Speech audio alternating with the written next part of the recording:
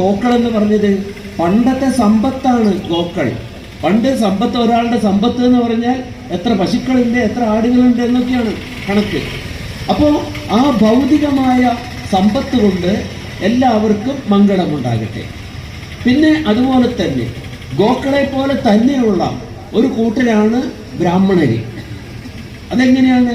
ഗോക്കൾ നമ്മുടെ ഭൗതികമായ സമ്പത്ത്, ബ്രാഹ്മണർ നമ്മുടെ ആത്മീയമായ സമ്പത്തിന് വേണ്ട കാര്യങ്ങൾ നമുക്ക് പറഞ്ഞു തരുന്ന ആളുകളാണ് ബ്രാഹ്മണര്.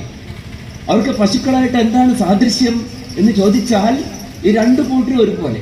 എന്താണ്? ഗോക്കൾ നേരം വെളുക്കുമ്പോൾ തൊട്ട് പുല്ല് അല്ലെ, കണ്ട ഇലകളൊക്കെ അവര് അകത്താക്കിക്കൊണ്ടിരിക്കും, ചവച്ചരച്ച് തിന്നെയല്ല. അതെന്താണ്? അത് ഒരു വിധത്തിൽ എല്ലാം അങ്ങ് ഉള്ളിലാക്കുകയാണ് ചെയ്യുന്നത്. എല്ലാ ഇലകളും ഔഷധമാണ്. നാസ്തി പത്രം അനൗഷധം. ഇല ഔഷധമല്ലാതെ ഒരു ഇല പോലും ഇല്ല.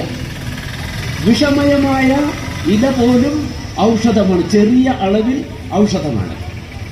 അപ്പോൾ അപ്രകാരം അതിനെല്ലാം അകത്താക്കുകയും സമയം കിട്ടുമ്പോഴെല്ലാം വിശ്രമവേളകളിൽ മുഴുവൻ ആ ഇലകളെ എന്ത് ചെയ്യുന്നു? അതിനെ അയവിറക്കിക്കൊണ്ട് അതിൻ്റെ ഔഷധ ഗുണം തന്നിലേക്ക് ആഗിരണം ചെയ്ത് പാലിലൂടെയും ഗോമൂത്രവും അതിൻ്റെ ചാണകവും അതിലൂടെയെല്ലാം ഈ ഔഷധങ്ങളെ നമുക്ക് തരുന്നതാണ്. ഗോമൂത്രവും ചാണകവും ഒക്കെ പാലും എല്ലാം നാം ഔഷധമായി ഉപയോഗിക്കുന്നതാണ്. അപ്പോൾ എല്ലാറ്റിനെയും അകത്താക്കുക, വിശ്രമവേളകളിൽ അതിനെ അരച്ച് ചർവണം ചെയ്ത് ഔഷധം അതിൽ നിന്ന് ഊറ്റിയെടുക്കുക. ഇത് ഗോ ചെയ്യുമ്പോൾ ബ്രാഹ്മണൻ എന്താണ് ചെയ്തുകൊണ്ടിരിക്കുന്നത്? വേദേതിഹാസങ്ങളും പുരാണങ്ങളും എല്ലാം, അഥവാ നമ്മുടെ തിരുലിഖിതങ്ങളെല്ലാം അദ്ദേഹം വായിച്ചു മനസ്സിലാക്കുന്നു. അദ്ദേഹത്തിന്റെ വിശ്രമവേളകളിൽ മുഴുവൻ അതിനെക്കുറിച്ച് പരിചിന്തനം ചെയ്യുന്നു, പശു അയവിറക്കുന്നത് പോലെ. അതാണ്, അല്ലാണ്ട് രണ്ടു കൂട്ടരും നാൽക്കാലികളാണെന്നല്ല ഞാൻ പറഞ്ഞതിന് അർത്ഥം.